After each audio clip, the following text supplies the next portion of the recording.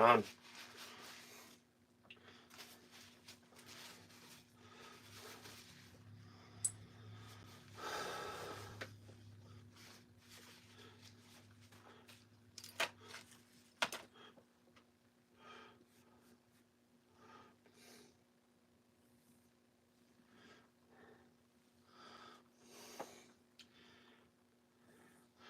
Gonna clean my son's rifle.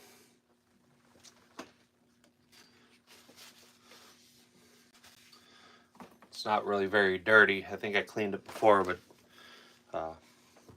we're gonna shoot a rifle match in a couple weeks. So if I want to shoot the rifle match, or I want him to shoot it successfully, I want him to have a clean firearm. So we'll clean that out for him. Try and do this without getting kicked off of YouTube for handling a firearm. But them are my two rifles I'm going to be using this next time.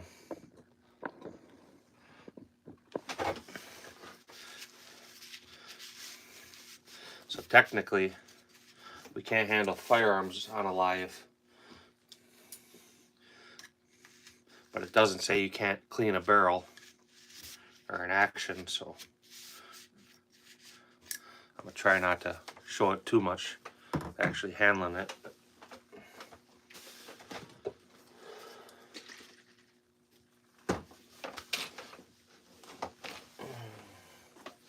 Clean a gun, always use a bore guide.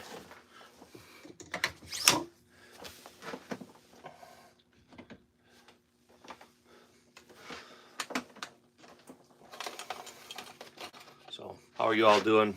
Kobe, how are you?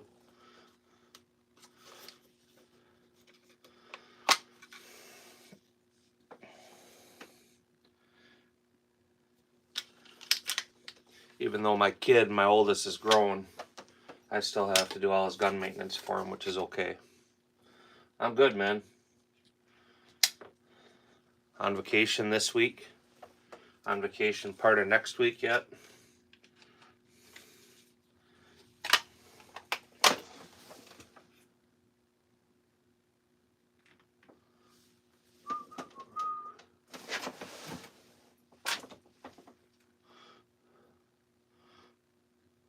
We'll use this one. When you clean guns, always use a coated rod too. Don't ever use a bare aluminum rod or steel rod. Susanna, how are you doing? How's your day going? Farquads Garage. What's up, man? How are you doing?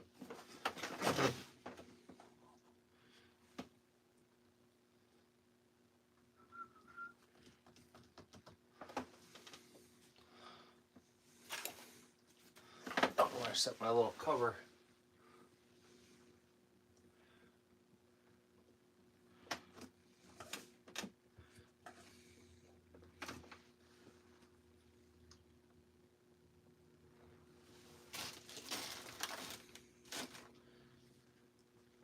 I have two little plastic containers I always use, but my middle son was down here working on some shit, and he evidently moved them, which is fine, I guess. I don't know where he moved them to, or necessarily why he moved them, but he did. Sometimes you get too many hands in the same area and shit gets fucked up. So that is what it is.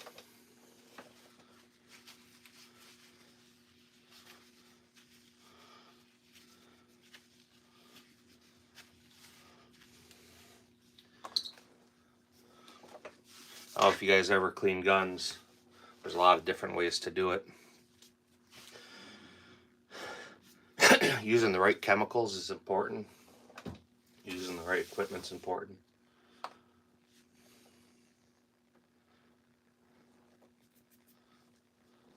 One of the best solvents on the market is Wipeout. It's actually made for bench rest shooters. You generally don't have to do any scrubbing on the gun. You just have to let it soak for a little bit.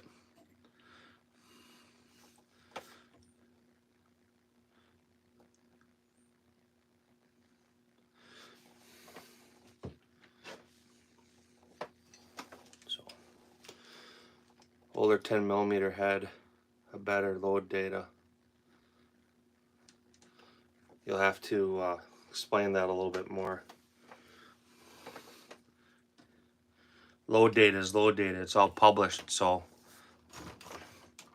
unless you're talking older factory 10mm ammunition was better, but different load data, I don't think that would apply, would it?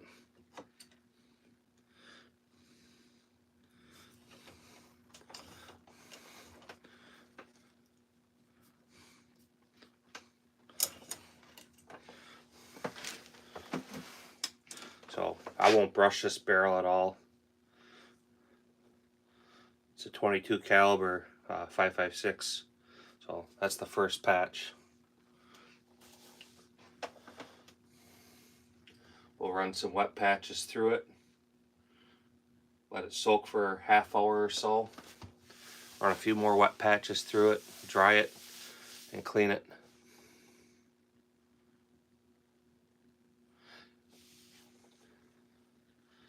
So you're talking factory ammunition that you're purchasing, right? So like I said, load data is load data. I'm a reloader, so I can go to my books and I have data never expires. Yeah, factory ammo.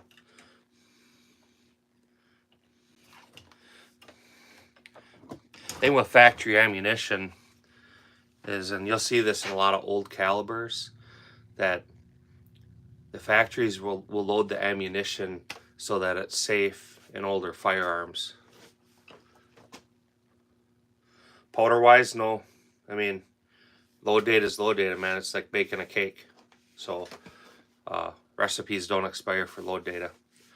They may have different powders that are less powerful or more powerful, but load data is still load data. It doesn't expire.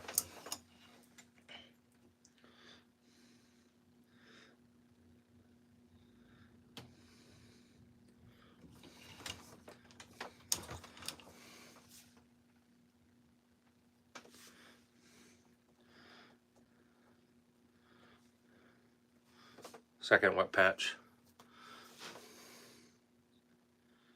I don't speak whatever language that is, so I can't acknowledge you at all. But I see Saran Mohammed. I don't know if that's your first name or last name or whatever, but how are you doing?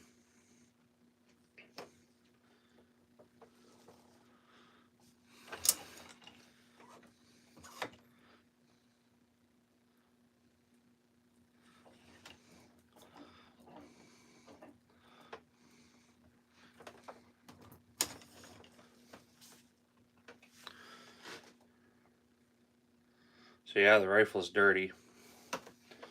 I think from what it looks like is he cleaned the action on it and re-lubed it, which is pretty typical of what I usually do or he would do. But the barrel is dirty. So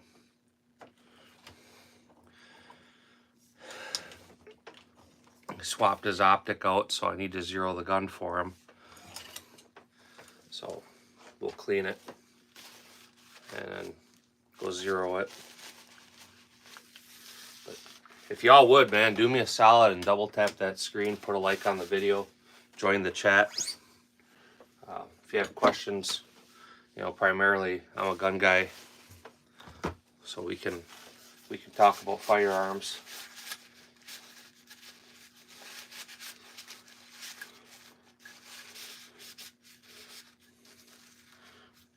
Yeah, this action's not even dirty.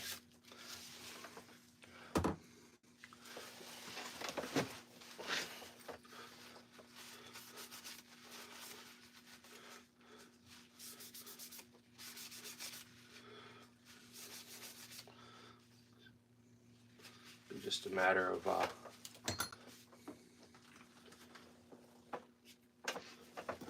cleaning the barrel. Get the barrel good and clean.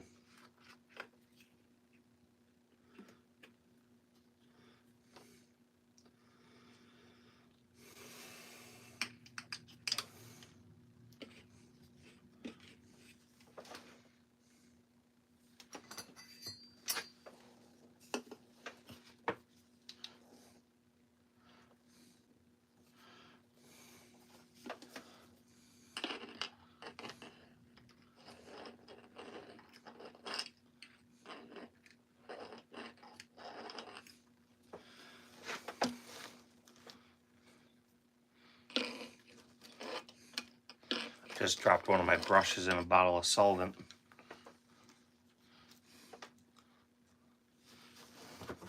So that's nice.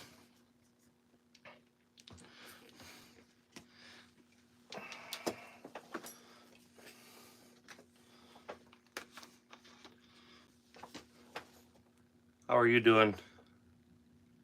Fun, fishy, interesting name.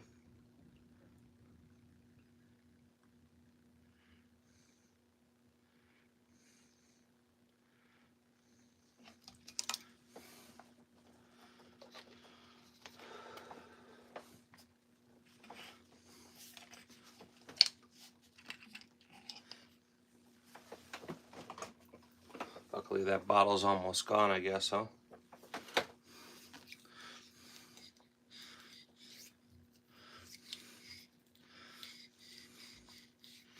You guys own firearms?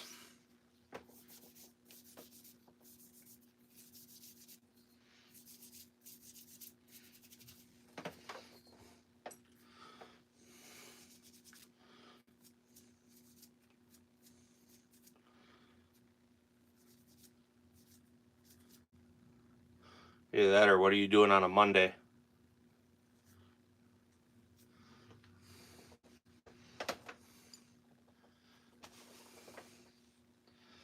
So these are two of the parts that you'll find inside of a rifle, inside of an AR-15. It's the bolt carrier group and the bolt.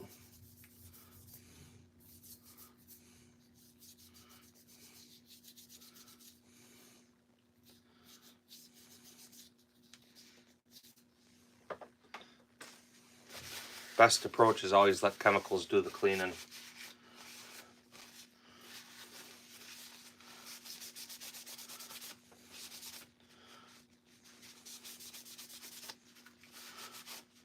Different chemicals for different jobs.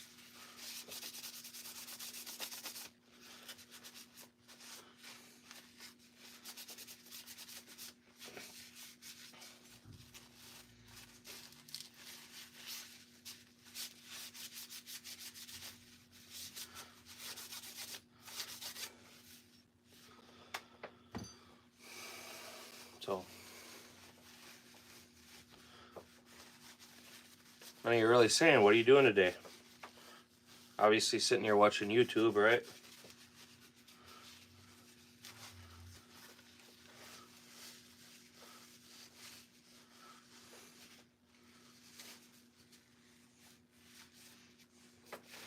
So that's a bolt for an AR-15. On the back here, them are the gas rings. Always make sure them are clean and moving. That's the ejector, that little piece sticking out in there, little round piece. See the center hole for the firing pin. The extractor's off and sitting over here.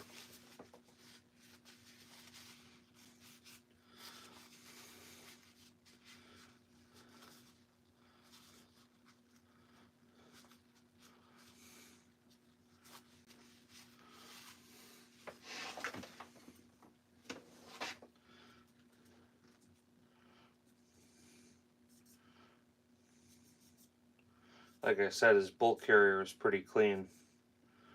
The lube that's in there was all pretty clean, so I'm pretty sure he wiped that all out and re-lubed it. Like, really sure, but the barrel's definitely dirty. So we'll get the barrel cleaned for him.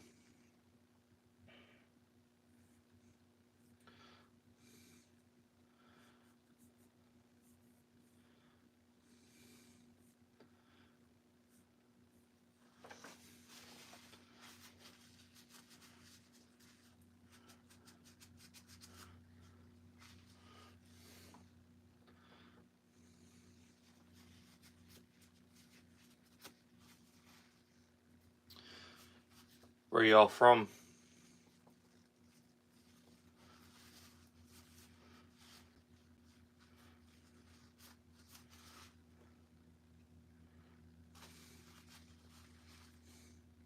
This little piece is called the extractor. That goes inside the bolt. That's what grabs a hold of your fired casing and pulls it out of the chamber. Do some maintenance on that, check it out. There's a little spring and a little spring in there, and then there's a rubber donut. You check them to make sure there's no cracks in it. It's not all flattened out. And if it is, you replace it.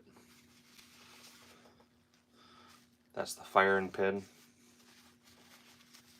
Maintenance on that too, you just wipe it off. Check the back of it to make sure it's not all flat and they're peened out. Check the straightness of it, make sure it's straight. Check the side. That'll actually contact your rifle cartridge, ignite the primer. Make sure that's not all burred or rounded or flattened. And you generally check the bottom side here to make sure that's not all grooved or ribbed or burnt. Romero. I can't really see that flag. What country is that? I think I see a British flag. That a British flag up there? Mohammed? I don't know what the other flag is.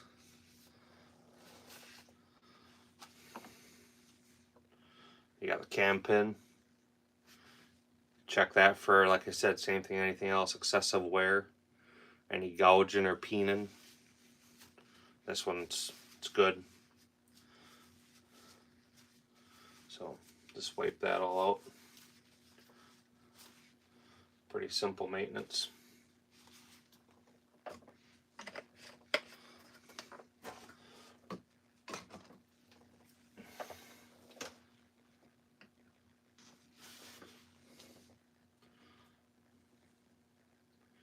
Run some more wet patches through his barrel.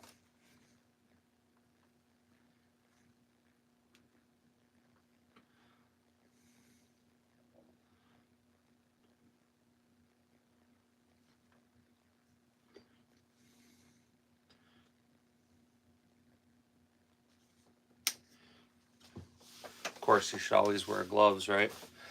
Venezuela, right on. It's a beautiful country. Beautiful women, right?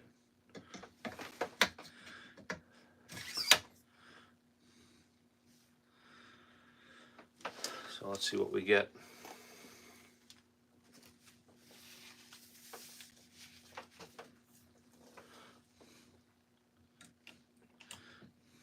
Can you guys own firearms in Venezuela? Or are they restricted?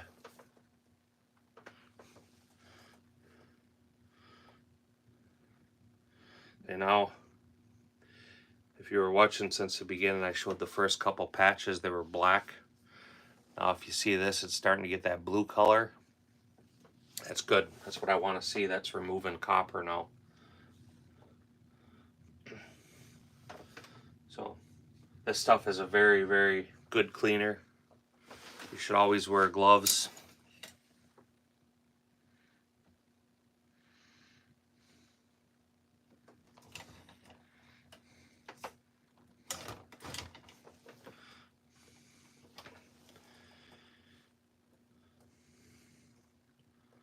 So it's definitely going to take a little while. All right, man. I appreciate you. There's 17 of you guys here, man. Double tap that screen. Show some support on a channel. It helps things out. YouTube is not a gun-friendly channel, so if people are able to help support your channel, it helps connect with people.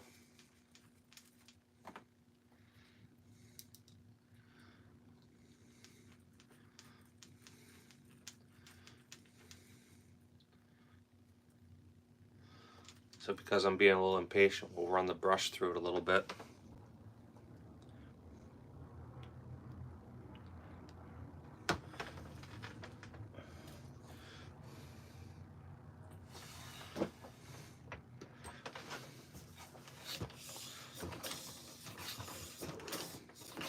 Gotta kind of clean it off camera because we're not supposed to handle firearms. I don't know if they would nail me on cleaning a barrel or not. So that's all I'm doing, is working on a barrel out of sight.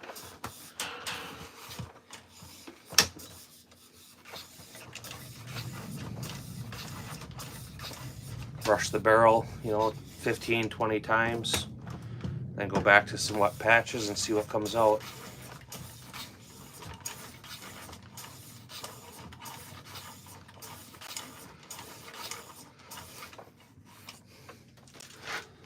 So I always try to make sure you wipe your stuff off. I just moved here, man. I'm actually from, I can't tell what that flag is. I see the red and the crescent moon. Is that like Pakistan or something?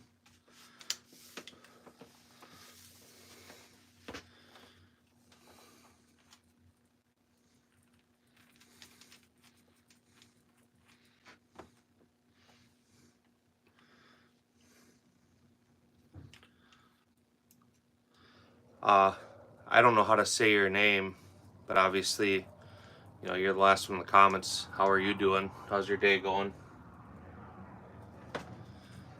I don't know if you guys can hear it on the background. There's F-22s, fighter jets, doing air maneuvers outside my house.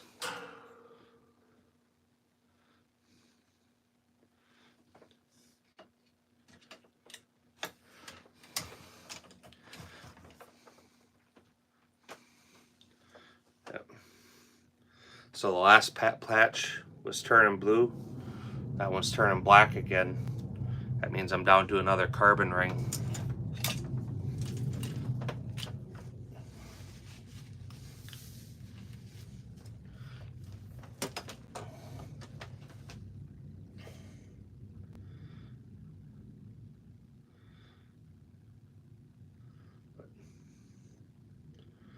You guys that are here, man, double tap that screen. Put a like up on this.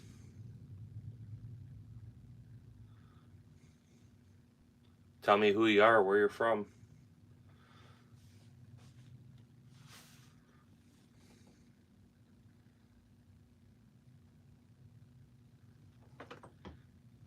I'm down to have conversations, but if nobody's saying anything, then I'm just sitting here in my basement working on a gun by myself, which is fine. That's what I was going to do, but for to share the time. How'd your guys' weekend go? Do anything good?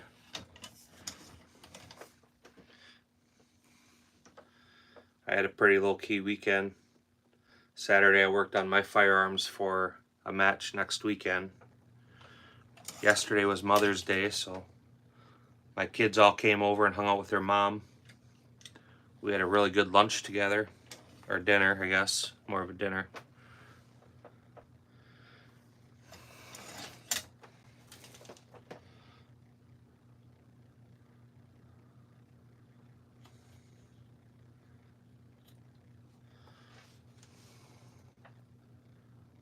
Yeah, that paneling's old.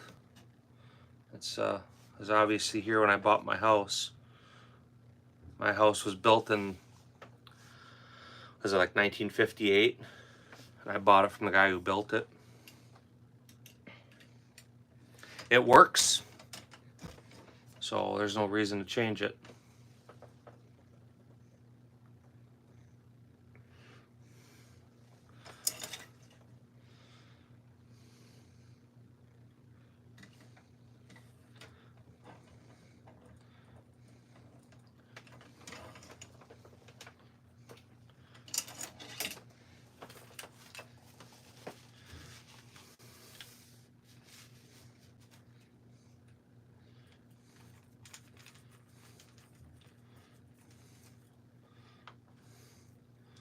Switch back to a brush.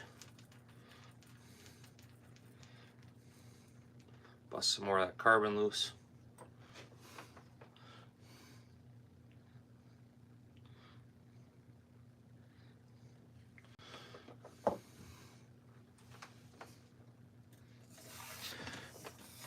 He used to shoot this upper a lot on one of our M16 lowers. So The gun was relatively taken care of, but he'd go out and run it on full auto.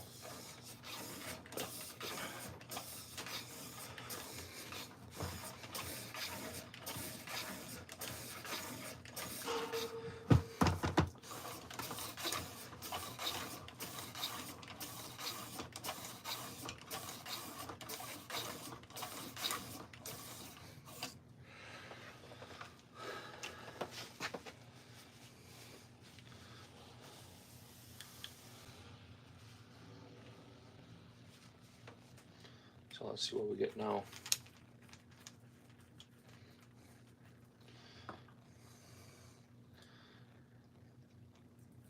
Fortunately, this one doesn't have a chrome lined barrel. Wish it did. I'd be done with it already. But the rifle, I bought him this, I think it was maybe like 2011, 2013. This is the second barrel I've had on the gun for him. He shot the first one out. But it's a good rifle. Shoots well.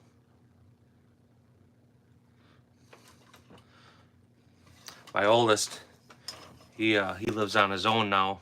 He's 24, but all his guns are still at my house. I have a couple real big safes, so we keep everything in the safes. Once he buys a house of his own and gets a safe, he'll take all his shit home. So when he plans on shooting a match with me, because all his stuff is here, I do the maintenance for him.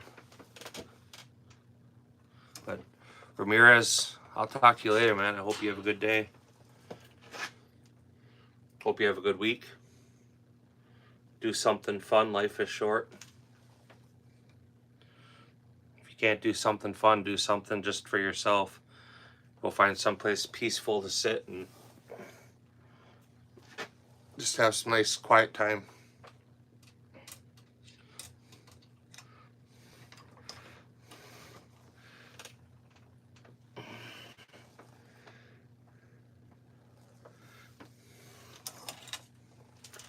And we'll let that sit now for a little bit.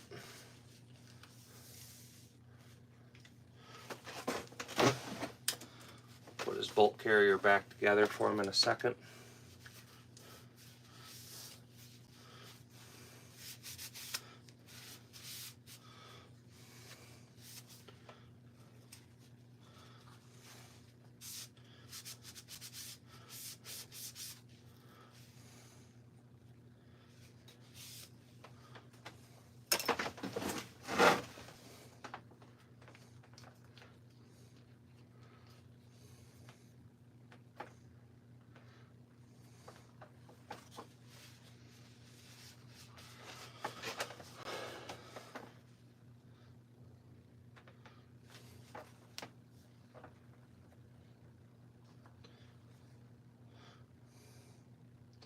So when I clean my stuff, I use Shooter's Choice grease, which is sitting right here.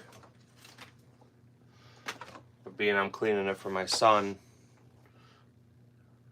I'm going to use Lucas grease because I'm the one paying for the components, and I'm not a big fan of this. He doesn't mind it.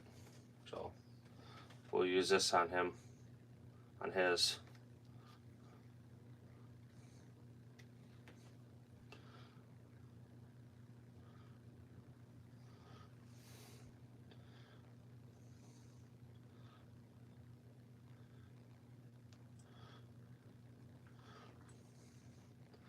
So I'll put the extractor back in, put a little grease on the little bitty pin that's on there.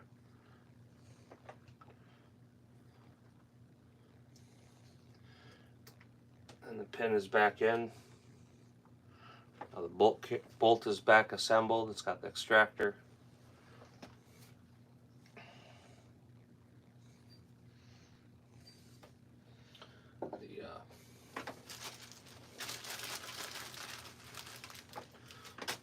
Dry out the inside of the bolt carrier group.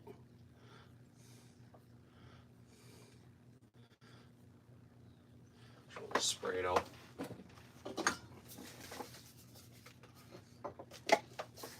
inside of a bolt carrier group is chrome line.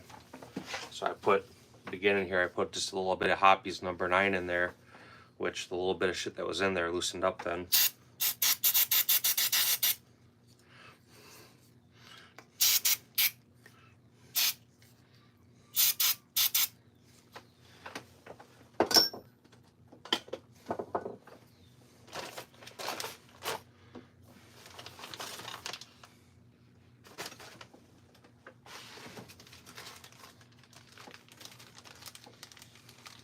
I'll brush it out.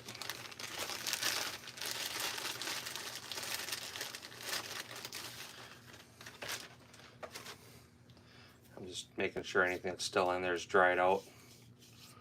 See, there's nothing in there now.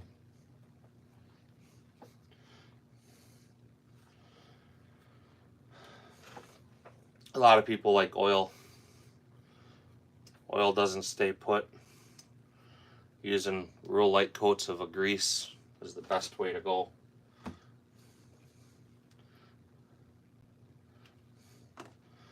This bolt carrier has about 30,000 rounds on it. There's not much there for wear at all. The most wear that this gun has is the charging handle. And that's all because of just using the right lubricant on your firearm.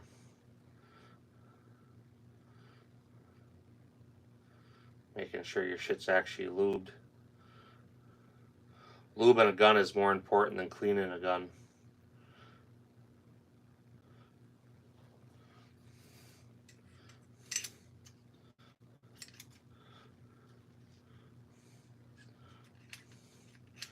Too much lubricant causes problems, too much grease. Not enough causes wear. Too much lubricant will also cause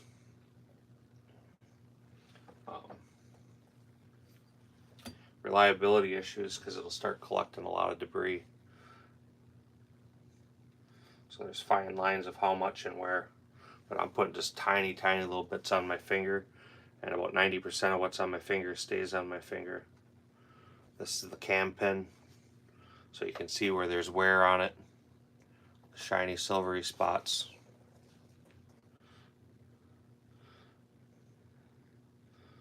That's what gets lubed.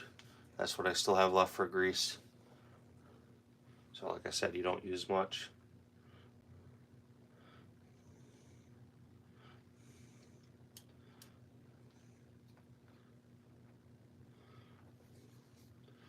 Firing pin drops back in. No lubricant needed on that.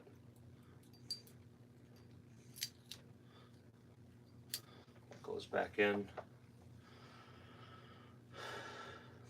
Pin goes back in. Actually, I forgot to lube that. That it's helpful to put just a tiny little bit of lubricant on too. Keeps it from wearing out as quick.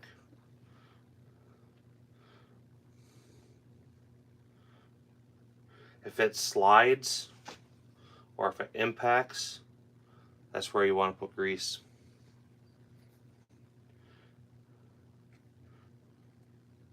There. Take your bolt carrier, you check it for your gas rings. Them are both needing to be replaced.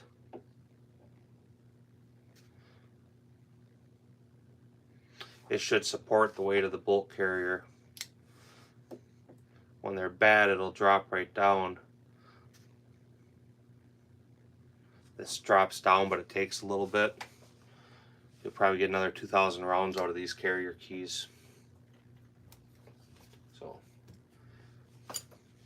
next time we clean the gun, I'll check them again, and if they need to be changed then, we'll change them then. So, alright. Back to looking at the barrel, right? 16 of you here. Come on, man. Double tap that screen. Do the tap, tap, tap.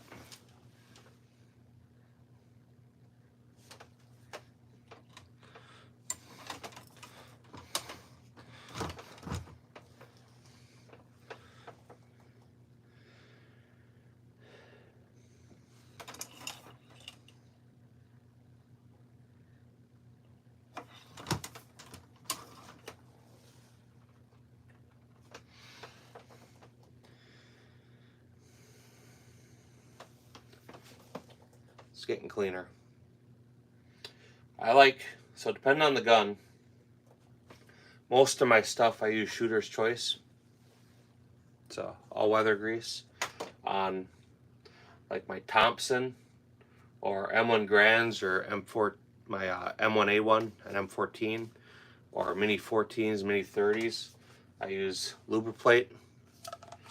And then I've tried it. This is what we're using today for him, because I'm the one paying for his shit, is just the Lucas Extreme Grease. I'm not a fan of this stuff, but again, I have it sitting here.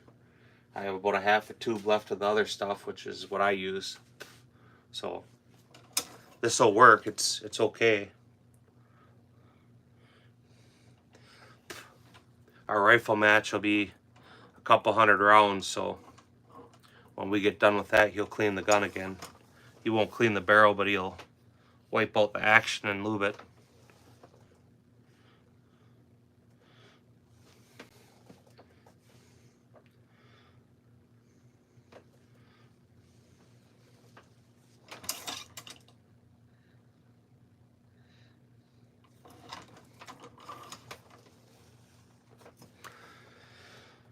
Alright, so I'm just getting trace elements or trace signs of the solvent that I put in the barrel. Patches are coming out clean. I still have to clean the chamber. I'm going to do that next here. So that's my last patch. I just pulled through it.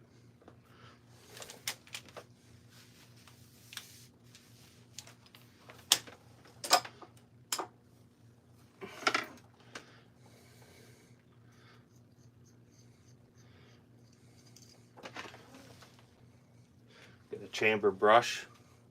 Again, it's for an AR-15, so different guns use different equipment.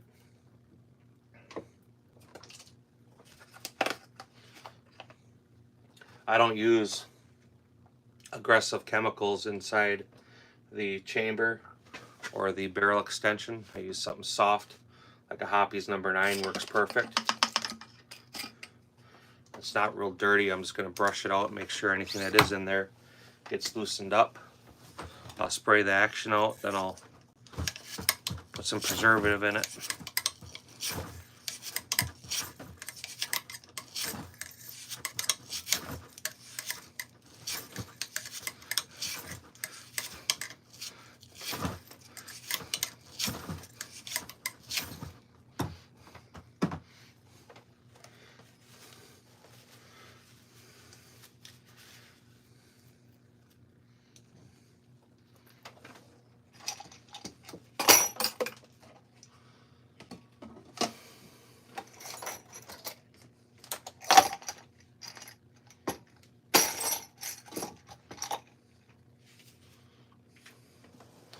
We'll mop out the chamber.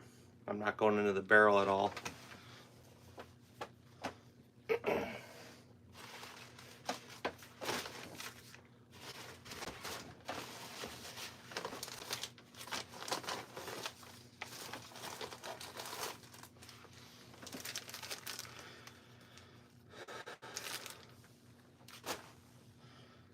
So this will dry out the extensions, and it'll dry out the chamber.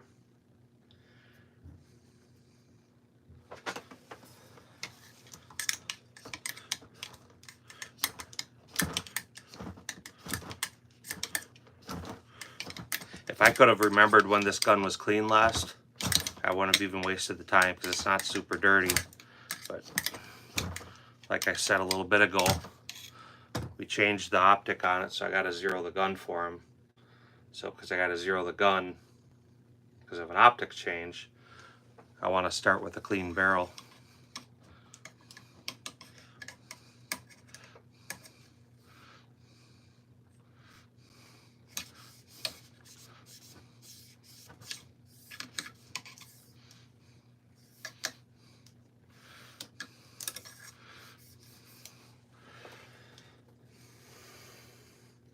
So that's what came out of the barrel extension and the the chamber.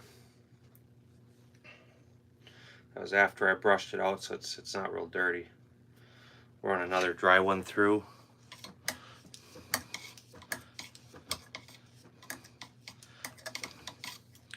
Yeah, that one's clean. I won't even throw that patch away. I'll save it for next time I'm cleaning and mopping something.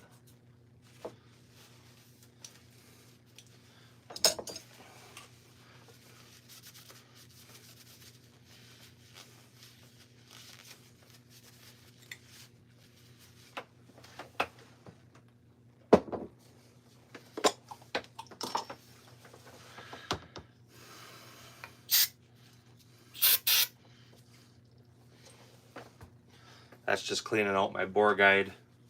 Since now I'm done with that harsher chemical, we'll start cleaning all that out of the chamber, out of the barrel now, and then we'll run some preservative in it. Because it's not a chrome lined barrel, you want to make sure it's got a protectant in there so it doesn't rust. So, best way to do that is the classic Hoppe's number 9. It's a cleaner and it's a preservative. So I use Wipeout to clean the fouling and the copper from the barrel. Hoppe's number 9 to get rid of any traces of that stuff.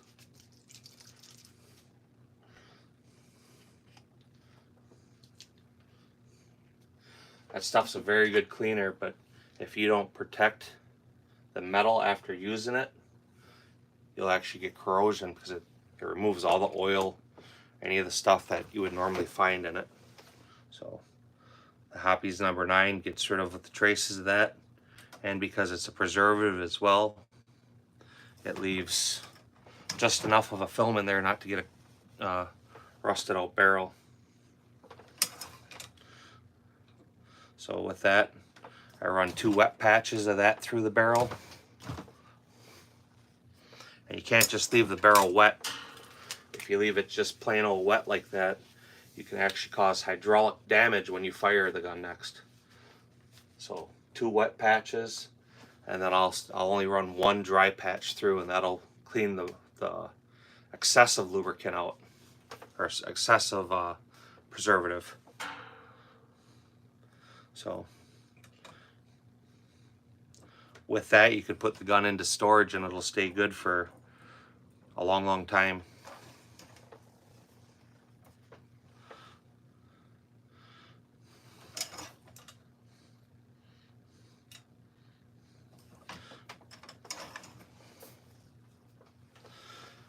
So that's my second wet patch.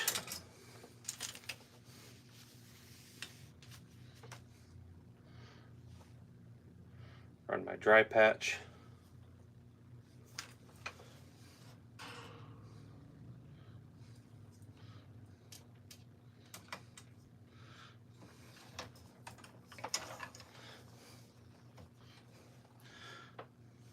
Run one more. That one was pretty wet, so we'll run a second one.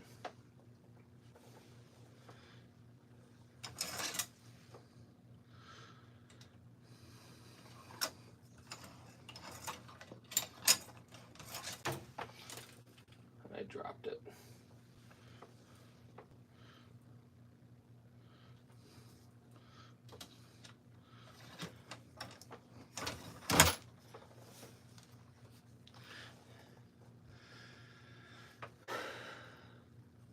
There you go.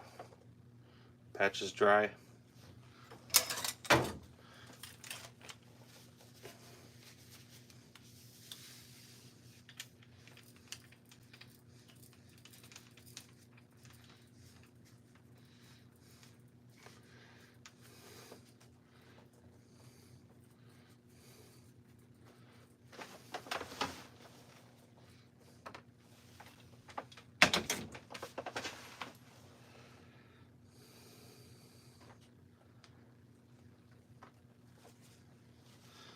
Make sure you clean your tooling off too, right?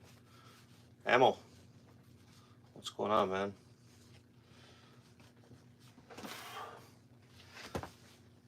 So I'm cleaning my oldest son's rifle.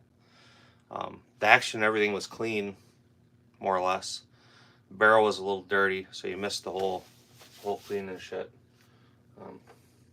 Primarily wipe out to clean the barrel. This is stuff bench rush shooters clean, so it's a very aggressive chemical. I changed his optic out for him. He's going to shoot that rifle match next week.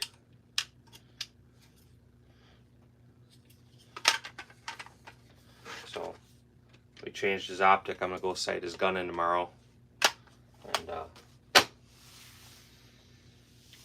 we're going to go sight his gun in, I want a clean barrel. And also because I'm in it, I'll clean the action out for him.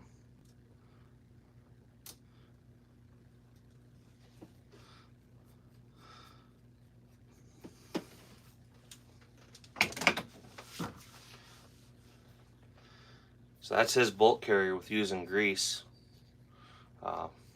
I don't know, 30,000 rounds or more in this gun.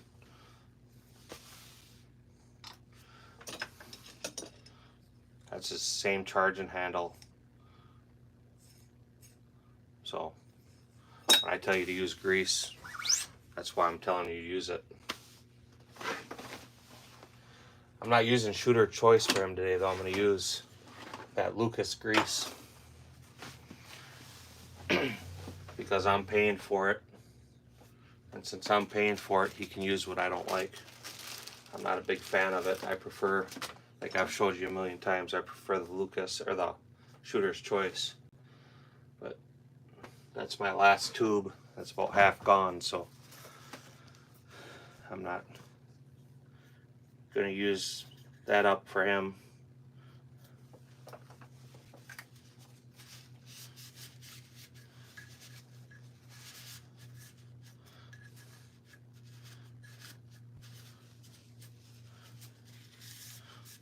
Why did you have to dip?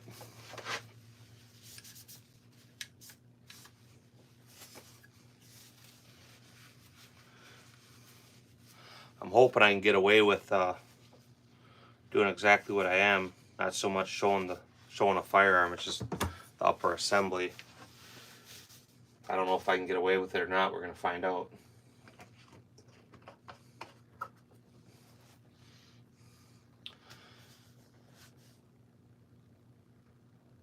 Smoky break and check on the kids. Ask your old lady to get you a chamber brush. So that cleans your chamber and then it cleans the barrel extension. Unless you have one, and forget what I just said.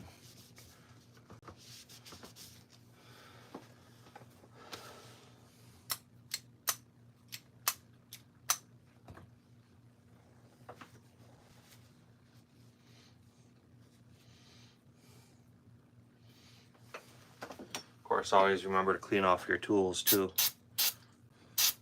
Especially with that aggressive shit, that'll actually start eating these brass components.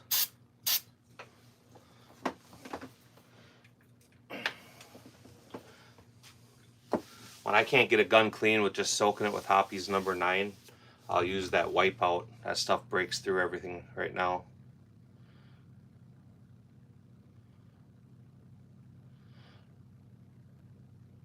I do on live now, I just don't show the gun. Yeah, boar snakes suck, dude. But if it works for you.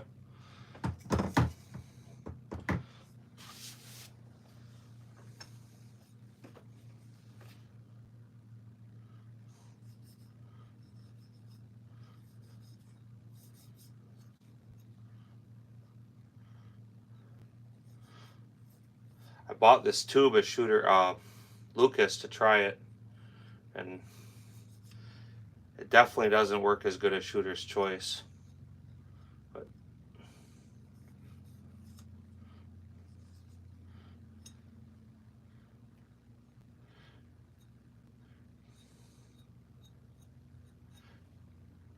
again, being I'm doing it because I'm a nice dad. He's going to shoot that PCSL 2-gun match with me next week. So he's like me, he usually keeps the action fairly clean. but you don't clean the barrel every time.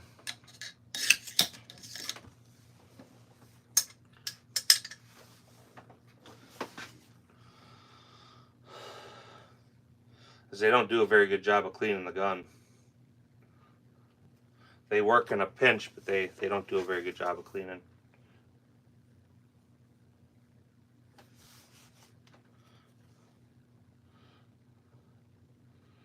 I have them. I got one hanging right there. I used to carry them in my range bag with me. And if you're ever out shooting, especially like where you're at, where it's real sandy, a lot of fine dust and shit, your gun starts having feeding issues or chambering issues, then absolutely, that's what it's for. It's not meant to really clean the gun.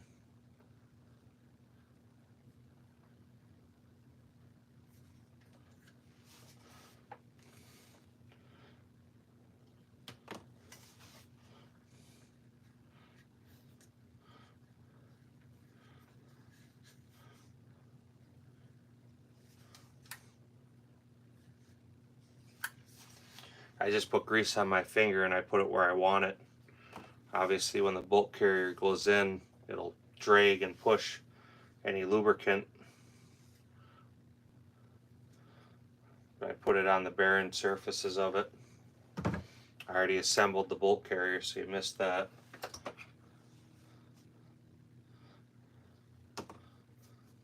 But just the rails, right? It's the only place you need it. No, they don't really clean the barrel, man. You got to figure, right? When you use a brush, generally you change your brushes every time you clean a barrel. So people use these snakes, and the first few times they pull stuff through. There's resistance, but how are you putting solvent on the gun? You know, you get some fouling out of it, but you're not cleaning the barrel. And they're not meant to be soaked in lubricant or cleaner.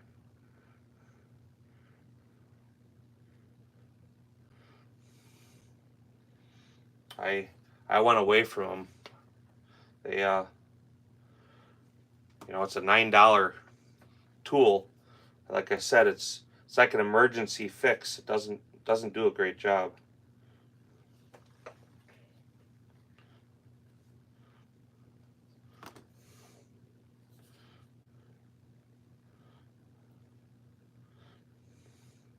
I stopped carrying them in my range bags, and I actually have an Otis kit I keep in there now.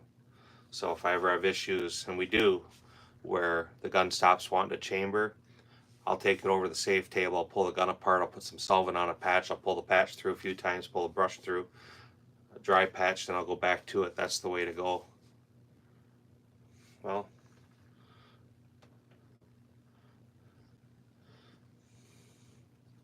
so there, bolt's done.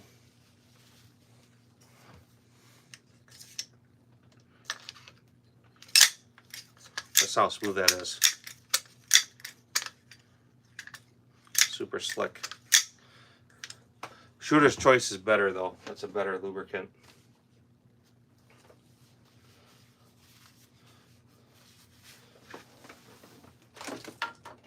I better not do that. That's the part I definitely get my dick in a ringer over.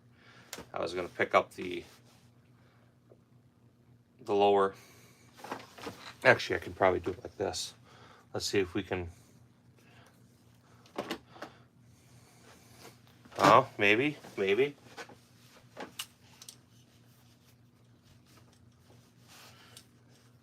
find out. Yeah, this is clean too. So he definitely cleaned it.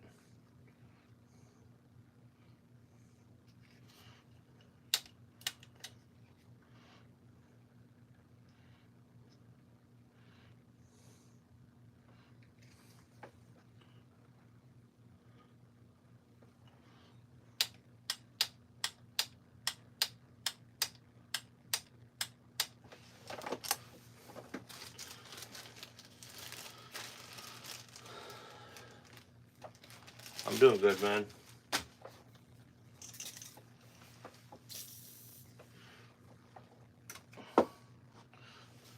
Little Rem oil on the takedown pins.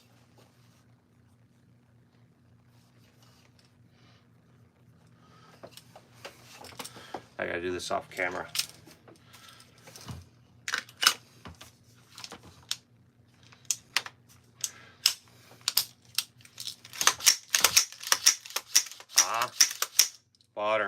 Butter smooth.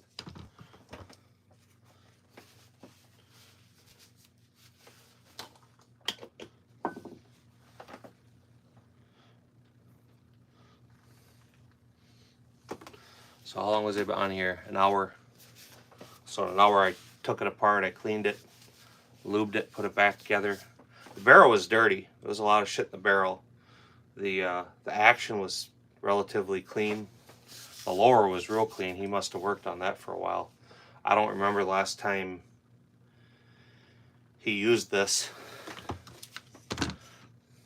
It's quite possibly he just came and got it, but like I said, he's shooting that rifle match in 2 weeks or so. So I'll make sure he's set up for success. Being I'm paying for the match fee and the ammo, I want his gun to run. It's almost like a double kick in my nuts when the kids' guns don't run. Because then not only do I feel like a complete jackass for having my kids run gear that isn't working, but then I'm basically wasting my money. And that sucks. So that one's still good. Save that for next time. That one's dirty. You clean your AR too. This looks like just a regular pipe cleaner, but you can get this down in your gas tube and then through your carrier key and shit. Helps get all that falling out of them. You can buy them on Midway or Brownells.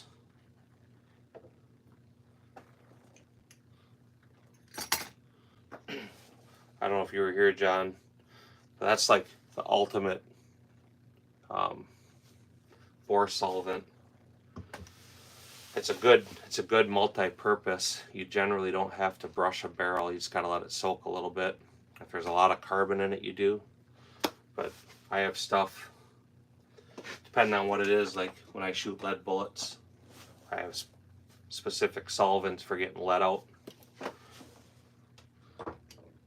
I have Butch's Borshine, which is a real good copper remover. Same with the Wipeout. If I get a lot of copper falling, like I get a lot of copper falling in my 308, I'll use the Sweet 762. That's a very, very aggressive copper remover. Otherwise, 99% of the time I try to do everything with just Hoppy's number 9. Yeah, you don't need to clean the barrel every time. I'd say you don't need to. You start doing accuracy testing on your guns, John, you'll find that a clean barrel doesn't shoot great. Once you get about 50 rounds through the barrel, condition it or season it, it'll shoot good. And then you just keep an eye on your accuracy. When you notice your accuracy, your group size start opening up, you clean the barrel. If you can clean it with aggressive chemicals and not have to use brushes, that's the way to go. Obviously, when you use a brush and a rod, you're putting wear in it. So using the right chemical is the best way to do it. You go shooting, you come home, you pull your gun apart, you put some Hoppy's number 9 in the barrel, run a couple wet patches through, put another real wet patch through it, let it sit overnight. The next day you can usually just wipe it out. You don't have to scrub. If the gun sits for a little bit, and stuff starts getting hard, then you got to break through all that. But Hoppy's number 9, it's a preservative, it's a cleaner, it's a copper remover. It'll attack the lead. It's not as good as specific chemicals for them things, but it's a great solvent across the board. And biggest thing too is Hoppy's number 9 doesn't smell. The Wipeout doesn't have any odor to it at all. The Sweet 762 and the Butch's Borshine, they they have a real strong ammonia smell. And even if I take all the garbage out,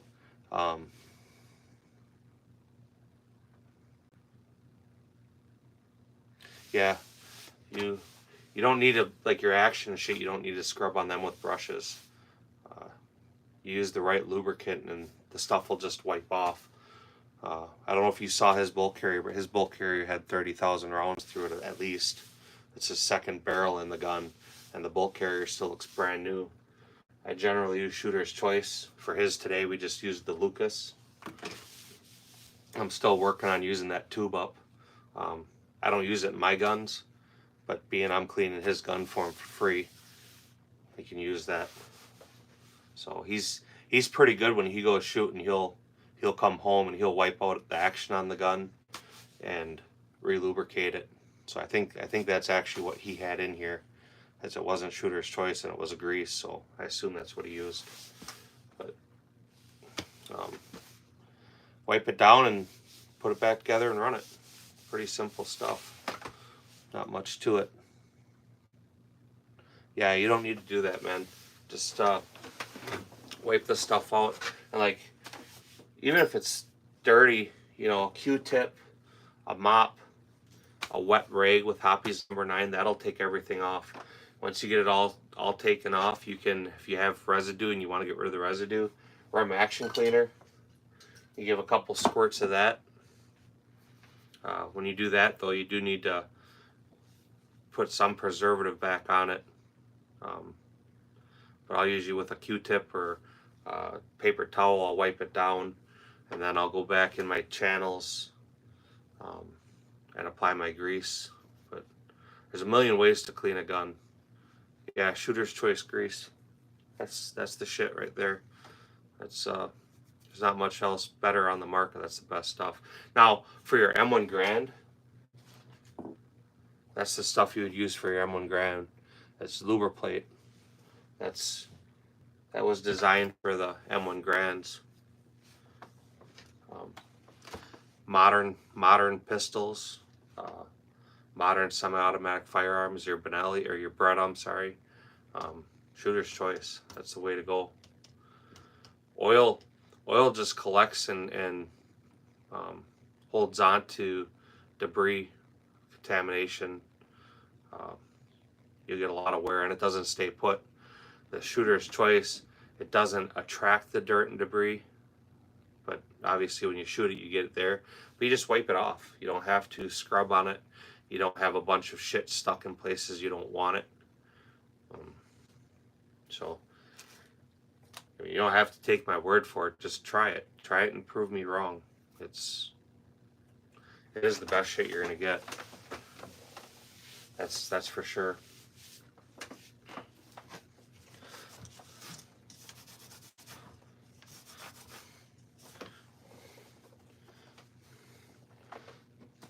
It's not like when I sprayed his gun off on the forearm, there's some of that Rem Action Cleaner. It leaves it kind of white. So we'll just wipe it off.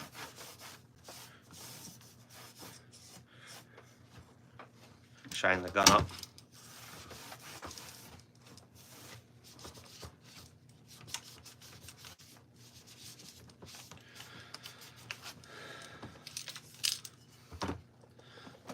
But yeah, that's kind of the extent.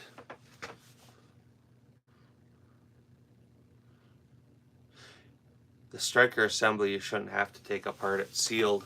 As long as you're not putting lubricant in it, that's meant to operate dry. So you don't need to add lubricant to that area. You will actually cause problems if you do start adding lubricant there. It's not meant for it. On the bottom of the striker where it makes contact, you can put a little grease there. Depending on which gun I have, like my Gen 3 Glock, I gotta keep that spot dry or the gun will go full auto. It's a part that got worked.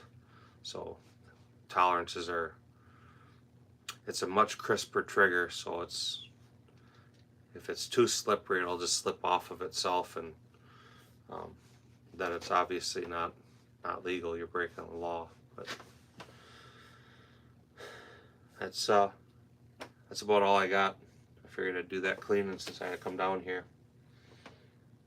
The gun wasn't real bad, so it was painless.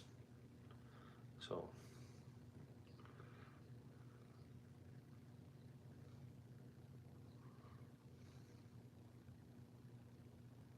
yeah, yeah. If you start having problems, just clean that out.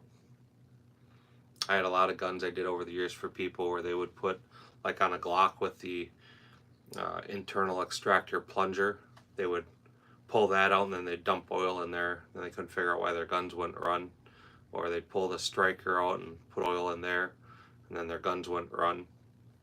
So yeah, old school Bushmaster shirt. So I was on their dealer program years ago, so I got a bunch of them. that's still one of my favorite ARs. I don't have any experience with Bushmaster now.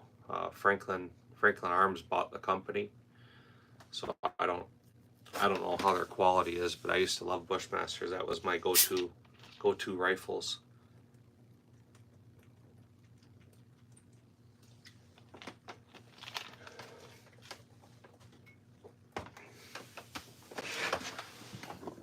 I'll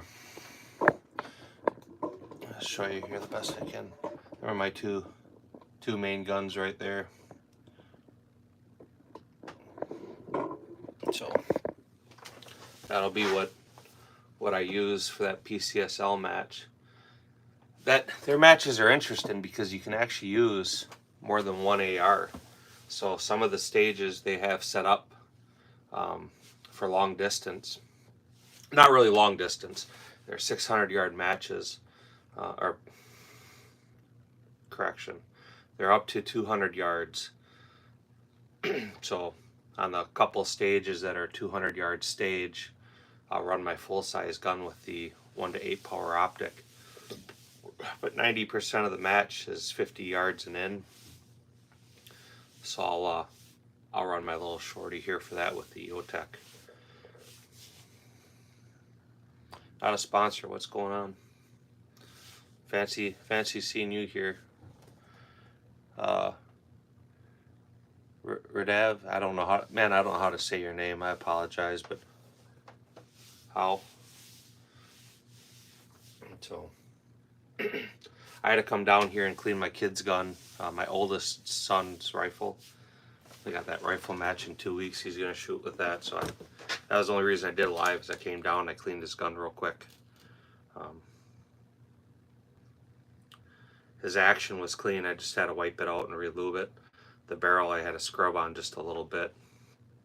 I used the Wipeout. So this is actually designed for precision rifle shooting, bench rest shooting. Remember the guys that, you know, it's the most accurate setups you do, and they shoot their string of fire and then they completely clean vacation. I'm off through next week yet, so then I have, I think it's another 6 weeks to use before October 1st. So then my vacation starts over in October. So it's about 90 days a straight vacation, so 3 months. And then I have 3 PLD days. And then we shut down the week of 4th of July, so I get 5 days of paid vacation for that. And then over Christmas, we shut down for 5 days, and I get paid holiday pay for that. And then over Thanksgiving, we shut down Wednesday, Thursday, Friday, and they pay us vacation or paid holiday for that. They took away a bunch of our federal holidays. We used to get all the federal holidays, and they took all that stuff away. But when they did that, they just took the time that they would pay us for that and they rolled it into vacation. So hello from Turkey. Yeah. I've been there a long time, so I mean that's the goal, is you get that time in and then you get them full benefits. But I'm topped out on pay. I'm topped out on vacation. I'm topped out on PLD days. So there's not much to look forward to. We get our 5% raise each year for cost of living, and then when we renegotiate contracts, depending on how them work out, sometimes they work out really good for us and sometimes not. So who knows how that'll go. But not much there. Thursday I'll be posting on my other channel again. That's when my hate speech strike comes off. So I didn't know you couldn't show dogs playing. I've been trying to figure out how they consider that hate speech, and the only thing I can come up with is the fact it was a white dog beating up a brown dog or a black dog. Because they said, I posted it on this channel. You can go in the posts. I think the video is even posted. When they gave me the strike, they give you the video. You could review the video, and I screen recorded it, so you can actually see the video that they said was hate speech. It's two dogs playing over a bone. That's all it was, is two dogs playing over a bone, and they called that hate speech. So that's nice. But we'll post on that channel. Do a live on there on Thursday. We'll do a live on Friday. I'll try to hopefully get some people motivated to sponsor Harley. She shoots on Saturday with me. We go down to southwestern Wisconsin. It's like an hour and 40 minutes from us to shoot a USPSA match. And then I'm not 100% sure on this. It depends if we pick up a sponsor. If I pick up a sponsor on Sunday, we will shoot in central Wisconsin, and we'll shoot a steel challenge match. But if we don't, then we'll just shoot Saturday. And the following week, Saturday, we shoot the PCSL match. That's 2-gun rifle pistol. She's not going to shoot that, but my oldest and I are going to go shoot that. So that's already all paid for. The ammo's paid for. But, it's cool when we pick up sponsors, because that just lets me, obviously it helps your pocket, right? So it just lets me let the kids shoot more. So rather than going out and shooting one match, we'll usually double up on matches, or I can double up on practice rather than burning their ammo for a match only. Then it frees up the finances, and then they can go burn up a couple hundred rounds for practice. So if you guys ever hear me talking about that, that's what I'm referring to, and that's why we do it, just so they can shoot more. But that's just me being a broke joke. But my daughter, she loves to shoot. Orange Smoke has sponsored her for a couple now, and she had a couple other sponsors last time too. She likes that. She takes pride in that. She actually tries to shoot better because somebody's sponsoring her. She takes it serious.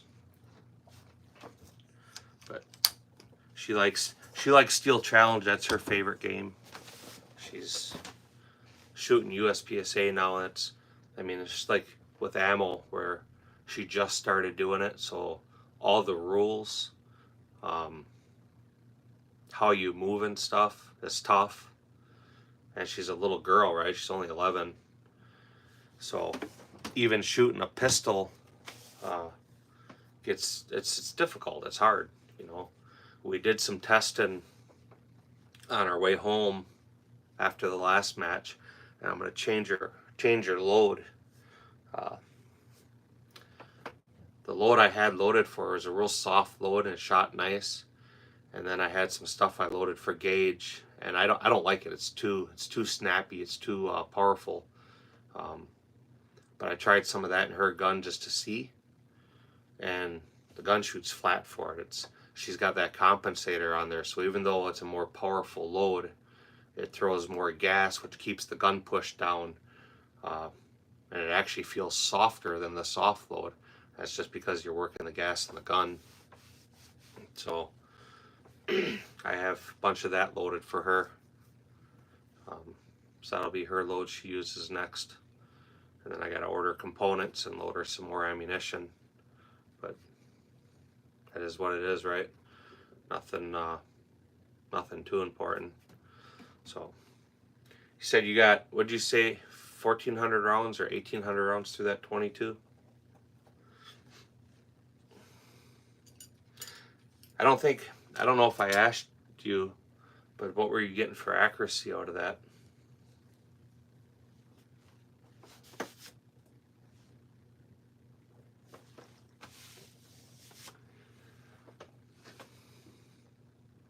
Oh, if you notice the target up here, that was a 5-shot group at 600 yards. I don't know if you can see that. And the one right below that, I think that was, the bigger one there was a 20-shot group, and then it was another 10-shot group. Then we're all at 600 yards, size of a dime. Did you? Over 2,000 now. You like it? It's a lot of fun. Is it breaking a little bit now for you too?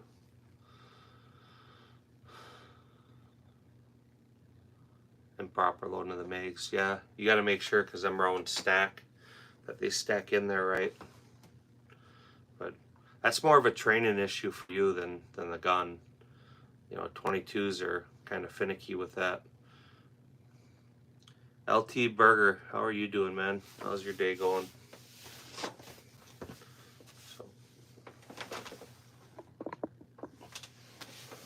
target I got behind me looks like shit. That was when we bought our first machine gun. It was a belt-fed 1919. That was that was the very first time we went and shot that. It was my oldest and I, and that was the afternoon of shooting. We were shooting at that target. So it's not an impressive target to look at, but it was an impressive target to hang on to. So that's why we have that one there.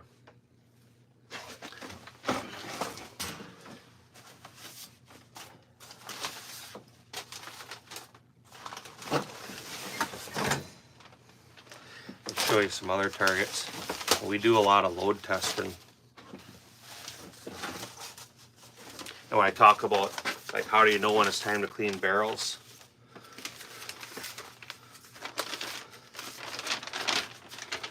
Start looking at the accuracy on them.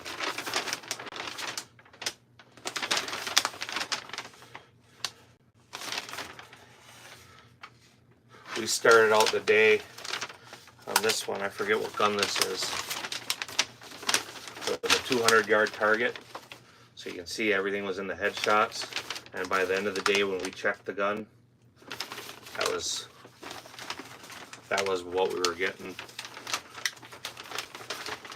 This was one of the ARs. I think it was the full-size AR with iron sights.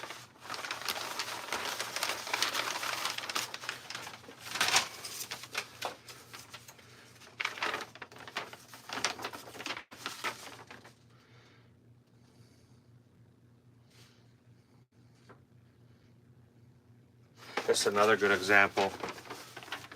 This was a 25-yard target. This was how we started out the day, right here. And then at the end of the day, this was the target. So you can see that the group size is opened way up. So again, you come home and you clean the gun. Most of our range sessions, Ammo, welcome back.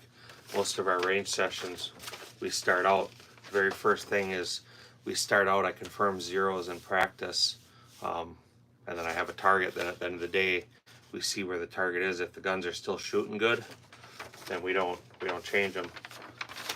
This was a day, you can see different data on there. These were 15-yard targets. These are all with the Tactical Sport Orange. So we had 3 different loads we tested at the beginning of the day, and then the same gun at the end of the day. So that gun shot as good at the end of the session as it did at the beginning of the session.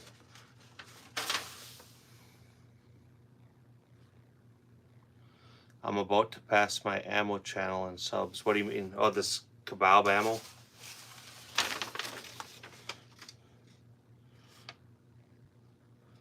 Same thing. These were TSOs.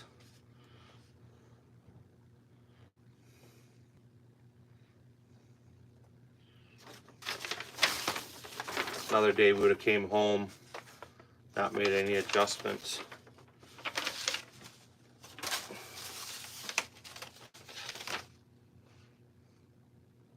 This was a target from 2 weeks later at the end of the range session. You can see the group sizes start opening way up. So that's when we cleaned the barrel on that one.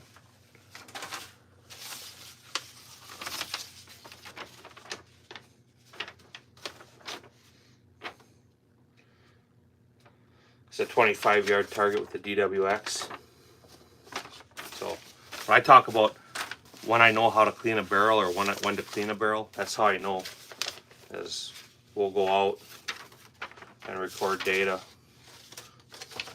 Everything should be data driven, right? This one wasn't recorded, so I don't know what that is.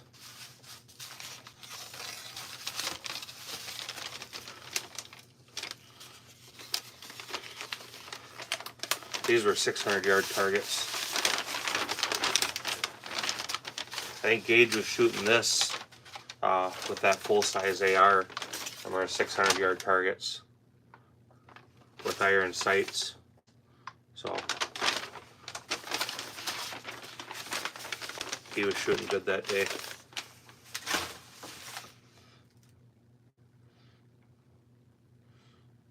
These are more confirmation targets of when to clean guns, start of sessions versus end of sessions. You see group sizes open up. So once your group sizes start opening up, that's when you clean the gun. So sometimes that's 100 rounds, sometimes it's 5,000 rounds. But I got stacks and stacks of targets. We shoot them, we bring them home, and then I can compare it.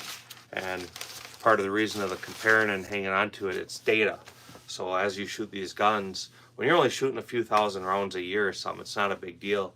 But on a normal year, like my checkmate last year, I shot like 50 or 60,000 rounds through it. And so I have the targets from each practice session. And, you know, the gun will shoot good clean, the group size will open up, it'll get cleaned. I want to see the same return to group size. And over time, you'll see them, the group sizes open. And when it gets to a point, it's no longer a serviceable firearm, so you change the barrel.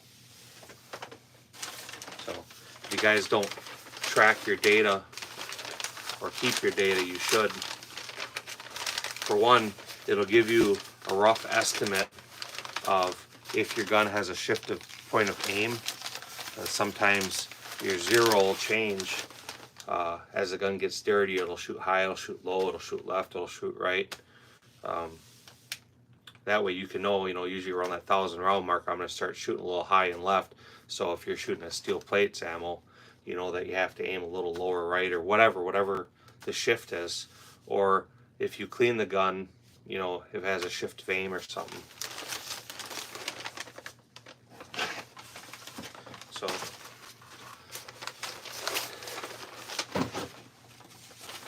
but some people track their data different. For me, and we don't do this with all our targets. These are our start of range session and then the end of range session, and then I can compare them back to other stuff at around 600 yards. Yeah, I'd expect that. Now, it will at some point as that barrel gets broken and conditioned, it should start getting better. So I would expect probably around that 5,000 round mark, the barrel will be a little more conditioned, so it'll be broke in, it should hold accuracy consistently longer. You know, new barrels, you know, their rifling is nice and sharp and the bore is clean, so they'll shoot the most accurately, but they also strip off the most material and they fall out the barrels quicker after you have shot them for a while. You know, all the pores, all the micro crevices, all that stuff will start building up with material that even when you clean the gun, it's next to impossible to get it all out. That's the falling of the barrel. Once that stuff gets filled in, it only, you know, you can only get it so clean. A lot of that real heavy fouling that you get in the beginning will obviously not be as bad.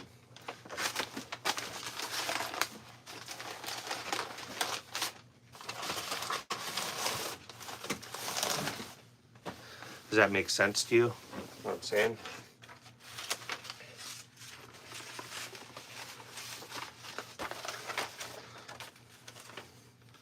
So too, John, like I said, you know, at the very beginning when you go out in every range session, shoot a nice target.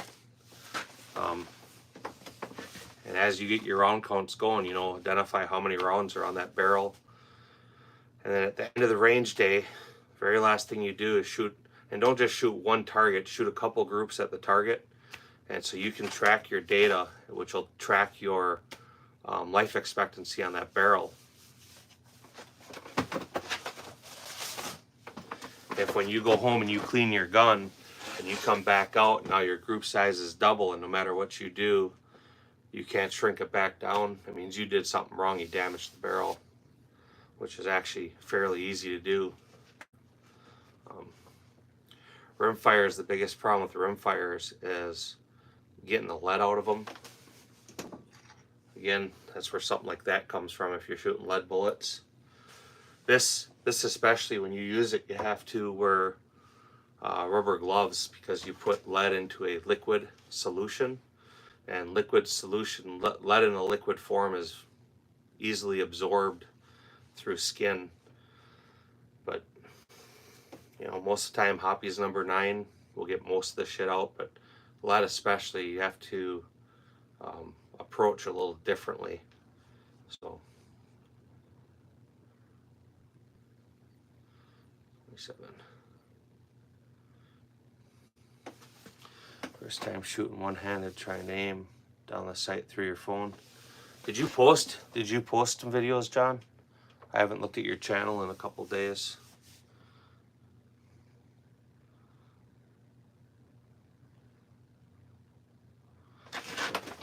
I wasn't looking at the comments, so now I'll get it back up. I'm sorry, guys.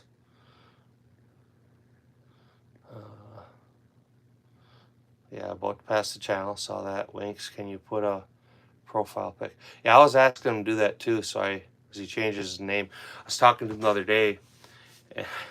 He changed his name back to John now, but I'm like, John, you should put it in the back of Winks, so it's John Winks it.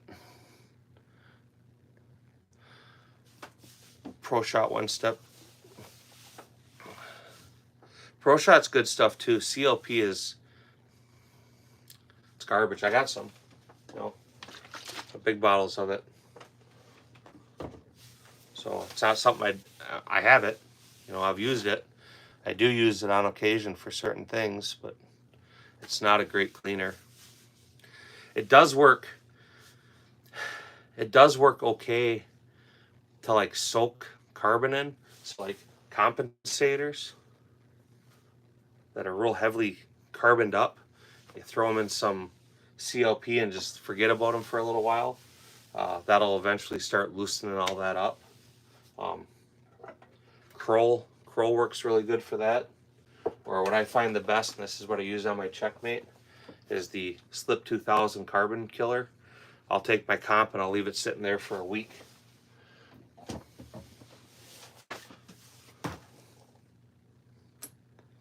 Data was on gray. Poor name. I don't know what you mean by that, Ammo. I'm gonna check that out when I get done, John. Your Taurus video. I saw the losing act. It was scrolling up, so I missed some of it.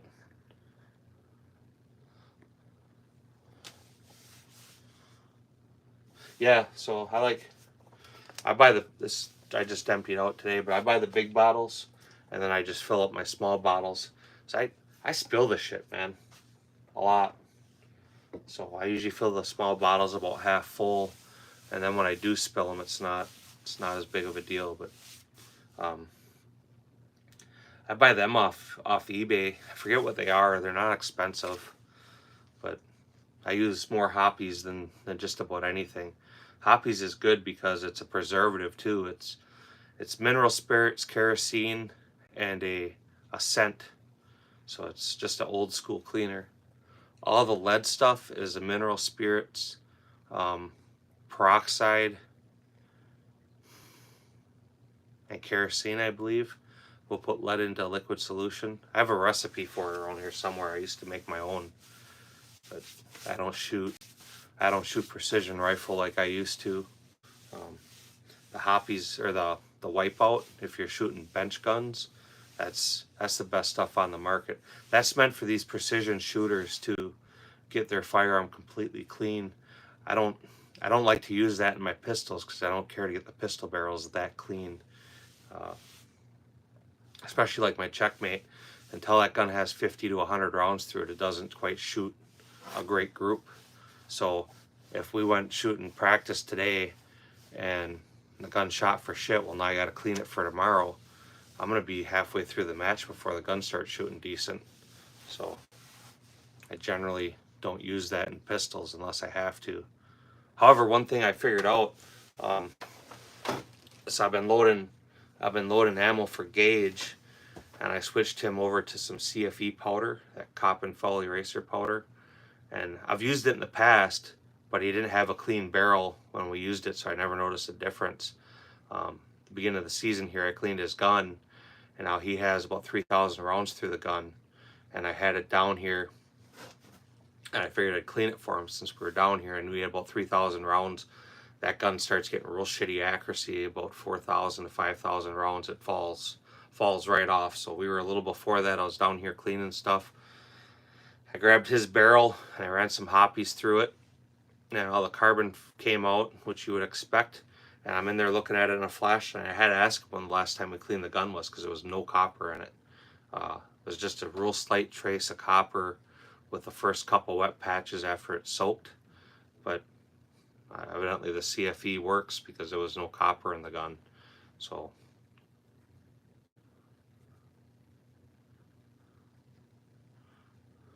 yeah. So pitting in barrels is usually something you don't want to see. They wear out 50,000 rounds on a pistol barrel.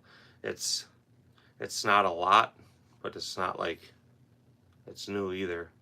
Um, it'd be interesting to put a bore scope down it and see if there's any micro cracking and shit.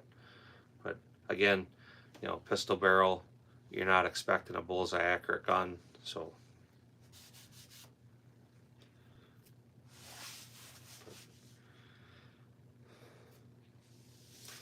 Butch's Borschine's a real good solvent too. I like that stuff.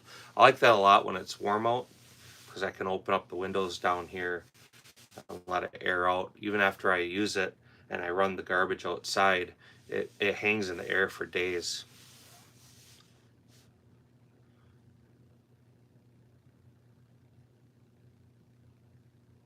Yeah, so Dewey makes good rods. Um, you generally want a coated rod. Like my pistol rod, it's not coated, it's a stainless rod. I should be using a coated one. It's safer, it's better for the barrel, but I've had that for years, so that's what I use. I have a small one up there that's coated. I think it's up there. Yeah, right here. So I don't like that one as much. But go online, Midway, Brownells. Um, I think that one actually, because this is the container, I should put it away. It was one I got from Shields. 8-inch working. It's a Pro Shop product. so it's marked as a pro shot. But that's what I know. I'm gonna let you guys go. I got some ammunition to load. I wanted to clean that barrel. Whole gun's utter buttery smooth. You'll appreciate that. Tomorrow I'll probably do some footage. I'm gonna go to the range, zero all 3 of these rifles. I might change the forearm on mine. I'm not real impressed with that carbon fiber forearm. We'll see how it shoots tomorrow. It should shoot better than it does, but that's clean now. It had a lot of rounds through the barrel, so last time I shot it, I wasn't getting great accuracy. So I don't know if it's the forearm or if it's just the barrel was that dirty. So the barrel's clean. It's clean. So we'll recheck and confirm accuracy with that tomorrow. If the accuracy still isn't what I want, I'm gonna change that forearm to a stiffer forearm. Then I'll reconfirm it. And if it's not what I want, I'll come home. I have barrels, whole big box of barrels down here. A whole stack of barrels. You know what I mean? It's probably the barrel I'll put on it next. So I don't even remember where I got this one. What is it? Oh, I should put that on. So this was yeah, I remember buying that now. It's a 1 in 9 twist. That's a Faxon barrel, mid-length, I believe. Let's see. Yeah, that's a mid-length barrel. Replacement 1022 barrel.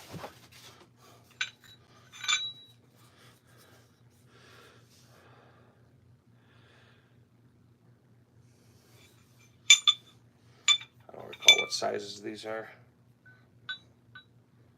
One must be a 10.3 and one's a 10-inch and then a 10.3.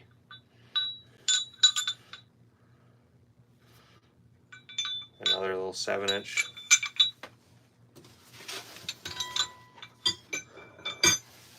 Yeah, so, you know, this is me in shooting, right?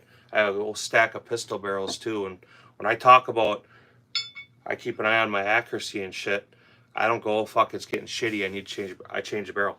Whoa. Them are all brand new, waiting to go. So, I don't do the, well, I gotta work with it because, you know, I don't have the barrel. When I buy a barrel, I buy a spare barrel to go with it. And like I said, I showed you the targets. I confirm our accuracy, and when accuracy falls off, I'll clean it. Like I said, this one particularly right now, I think it's that carbon forearm. It's loosened up a little bit. It's not as tight as it was, and that's just from the heat cycles in the gun. So I have a stack of forearms up in the right corner that I can change that out with. I usually have enough parts that I can build 6 or 8 guns, ARs especially, on hand.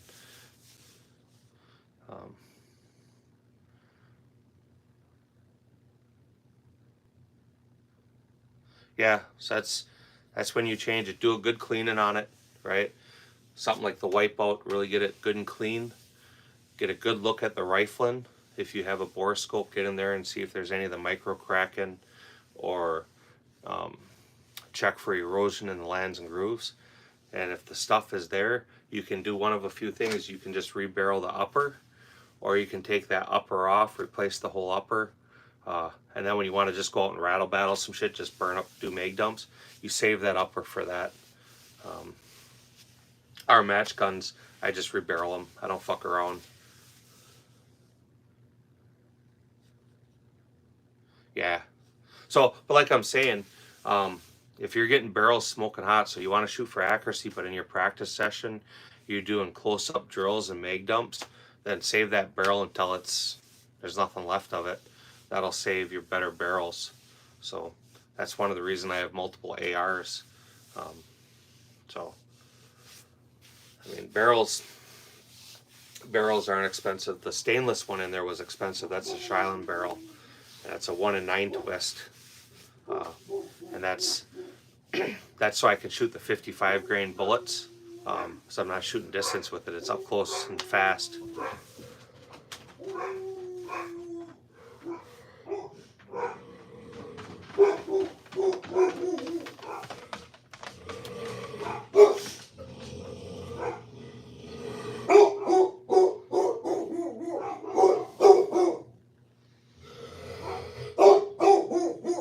I know what the dogs are barking about. Quit it! Leave it! But some new primary arms, 5X prisms. I haven't used them yet. Do you like them?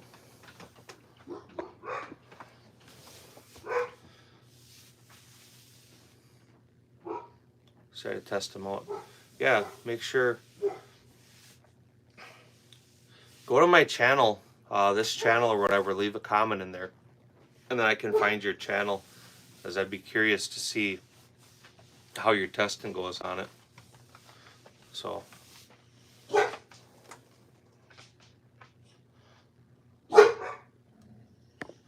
Yeah, like I was saying, for 3-gun and 2-gun, most of the course of fire is up close, 50 yards and in, so it doesn't pay to waste heavy bullets on it. So 55 grain bullets are the cheapest. So a 1 in 9 twist will shoot that well, and it'll still shoot the 68 okay. If it were a precision barrel, I would do a 1 in 8 or a 1 in 7, so I could shoot heavy bullets in it. But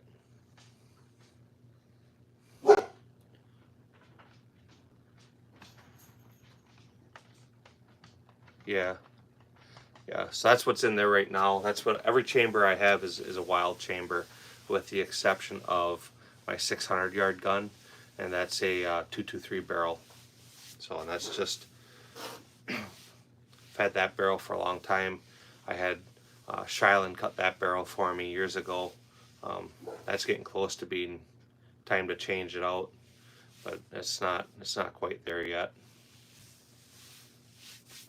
But having spare barrels, or John, like you, where you shoot that many thousands of rounds, I would, like in your PDP, I'd already be getting another barrel for it. Doing a Mark 12 clone, beefing it up with a varmint contour, yeah, heavy profile. So you get the flutes in it too, then, right?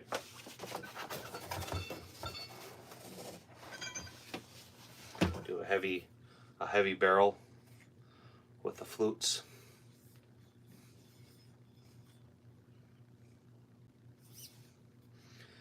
So a thing too, you may not know. Actually, I said this wrong. I said it was a 1 in 9. It's a 1 in 8. So it's the exact same barrel that's on there right now, except this is a 16. The one I have on there right now is an 18, but it's still a rifle length gas system.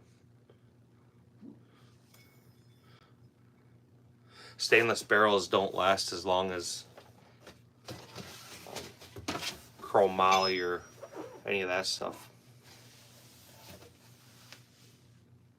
Yeah, well, they are, but if you look like this one here, you can see how deep the grooves are. So they're not there for cosmetic. They're there to help cool, and a deep heavy fluted barrel stiffens it up. So some of the stuff, yeah, they do like spiral fluting and shit. That is cosmetic. It just looks cool. But a good heavy, deep fluting will help stiffen up the barrel. So, and it helps with cooling. So that'd be on my 3-gun or 2-gun rifle, and that's why I want them, the cooling.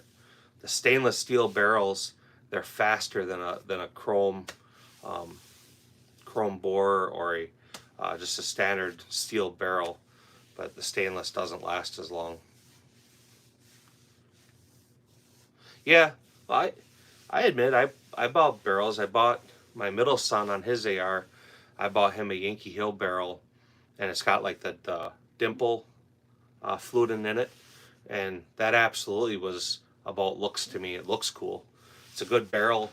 The dimplin or fluting, no matter what style of fluting they use, it absolutely does increase the barren surface. So obviously the more of a surface you have, the quicker it cools down. It depends on the gun. So I got a whole variety of gas blocks. If I had to sit here and tell you what each one is, I don't think I could. I know I have some Expo arms. I got Yankee Hill. I think there's some. I think Griffin made them, some adjustable ones. I honestly couldn't tell you what they all are. So I think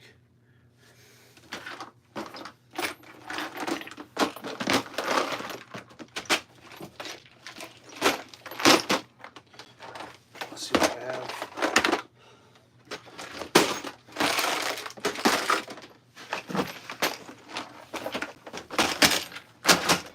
I don't know if I have any of my parts boxes now.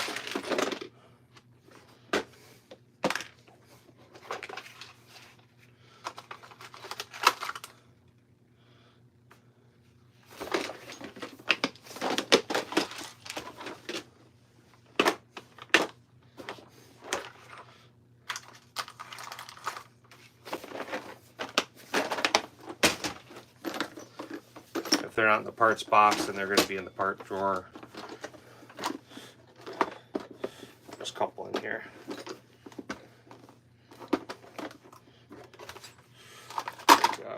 That one's not branded. That one's a Luther. That one's an Expo.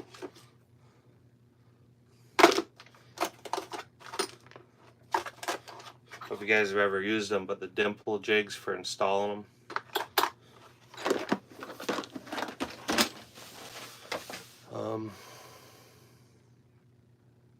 Yeah, it is. It looks cool.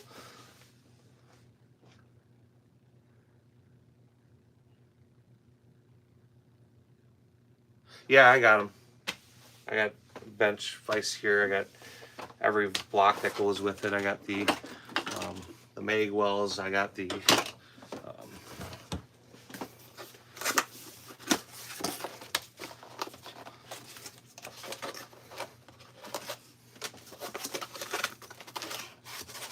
that's not even it. Right there.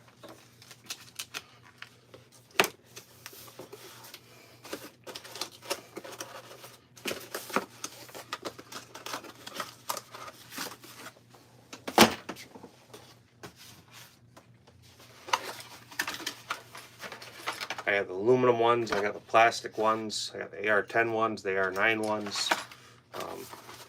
I used to do this stuff for a living, so I got all the tools you could think of. AR-10 vise block. So yeah, I have all that stuff.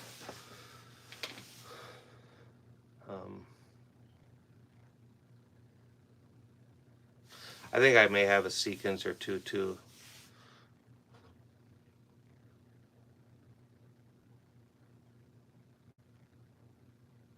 Yeah. So that's stuff you want to use. I mean, you know that. You're working on your ARs. So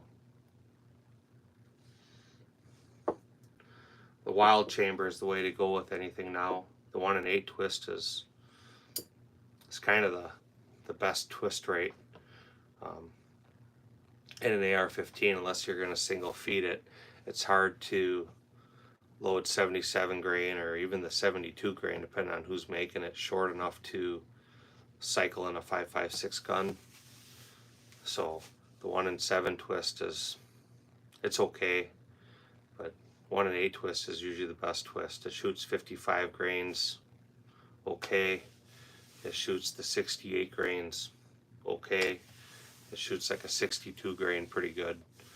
So I like to use the 1-in-8s on my long range rifle. That's different, but same reason I use the 223 Wild is just for the extra velocity I can push out of it. I can use the 5.56 load data versus 2.23 load data, which means I can push the bullet faster. If you're running a 1-in-7 twist and you're pushing a 55 grain even faster, I mean, you get horrible accuracy. But in the 1-in-8 twist or 1-in-9 twist, you know, you want to push it as fast as you can. You get good accuracy out of that. But that's what I know. So I appreciate all you guys that jumped in here and double tapped that screen. Not really much going on. Like I was telling you, Scarecrow, this is a backup channel for me. If you leave me a comment, I can find your channel. I'll subscribe to you, and I'll come on you from my main channel. I do a lot of competition shooting, mainly pistol. We do some steel challenge, and steel challenge, depending on how I'm feeling, I may use a PCC. We do rifle matches, 3-gun matches, 2-gun matches. It's been a couple years since I did a 600-yard match, but we plan on shooting some of them this year. So if you're interested in any of that stuff, feel free to check out the channel. This channel I've been trying to get into the algorithm, so I got a good amount of just other videos in here, green screen videos and shit, and that's just because the channel wasn't being shown in the algorithms. So a cheater code is to do green screen, popular green screen, and it pushes your channel into the algorithm so that I can attract more people and show my content. My other channel, I don't really do any green screens on. That's a lot of just match footage with my kids and me. Do lives on there where we show guns, talk about stuff, but this is primarily a backup channel. I appreciate you, John. I know you always do that. I always see you right away. That tap will go up. But you heard me saying what I did about your barrel. Maybe time to think about getting a replacement barrel. At least have it ready to go.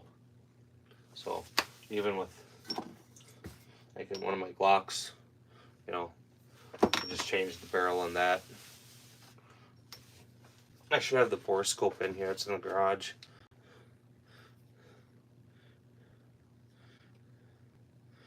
Yeah, I can't really show you. Barrel's smoked. It's worn out.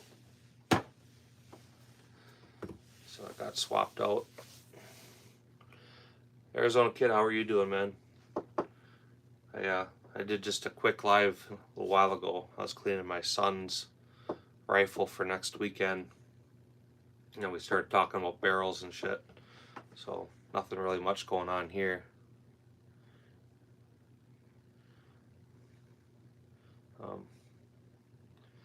But yeah, I caught your stuff yesterday, Arizona Kid. I made sure I got comments on there for you. Your allergies are driving you nuts. You have dust allergies or gas allergy or pollen or grass. Are you gonna go back on your live, Emil? If you are, I'm gonna disconnect here and I'll jump on there and watch yours for a little while. I'm done down here.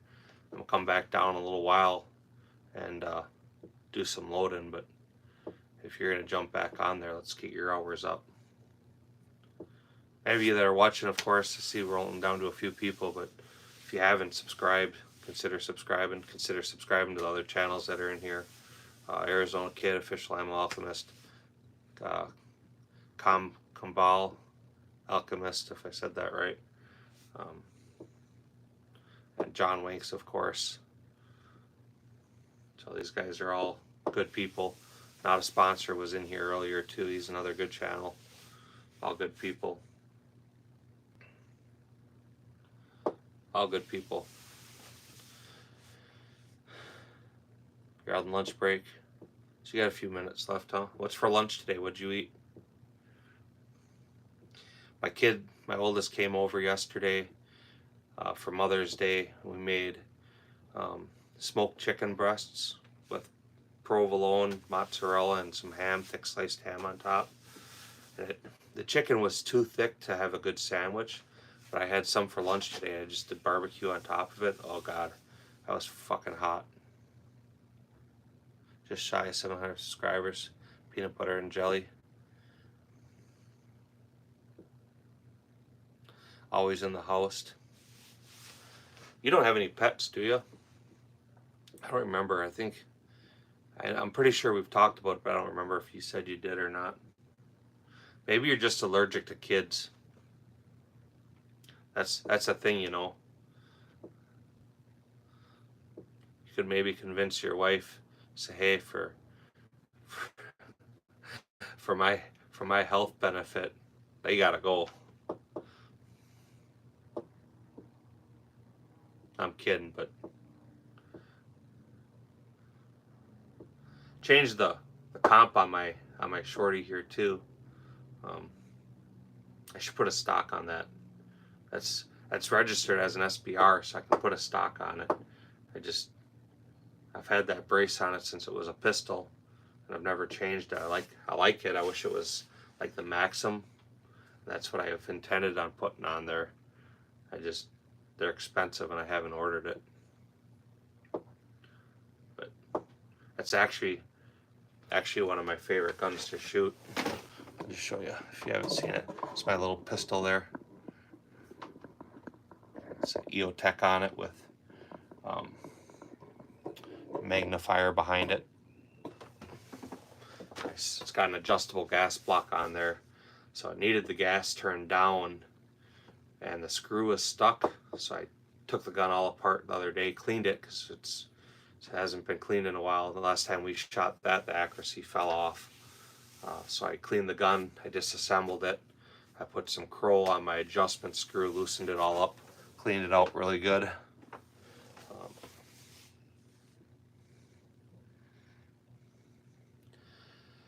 That's terrible. I feel bad for you.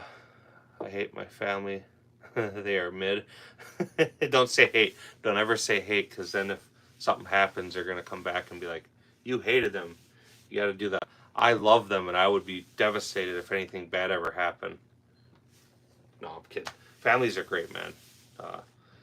Kids are tough. Kids are really, really tough when they're young.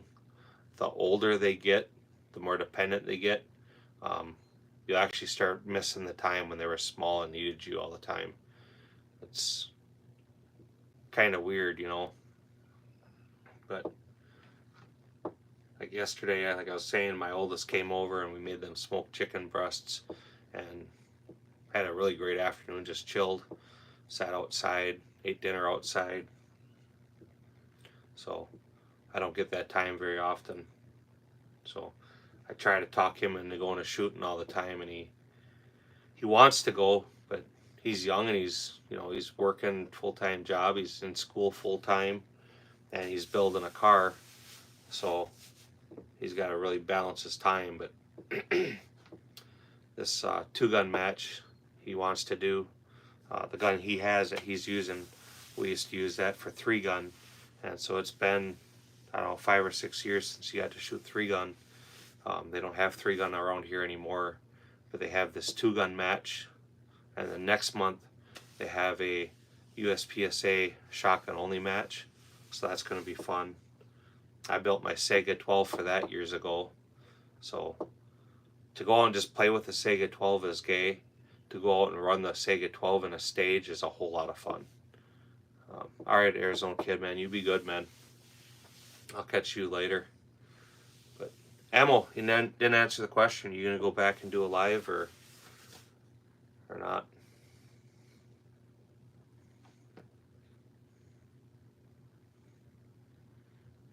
Yeah. Well, then I'll get off here. What channel are you gonna do it on?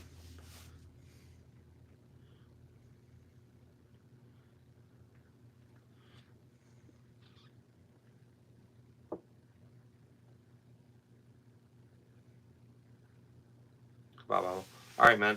I'll see you on there in a few minutes. Gentlemen, do me a real quick favor. I see there's 15 of you here. Do me a solid, man. If you're just coming to the channel, subscribe, right? We'll talk again another time if I missed you. throw a like on the video for me, double tap that screen.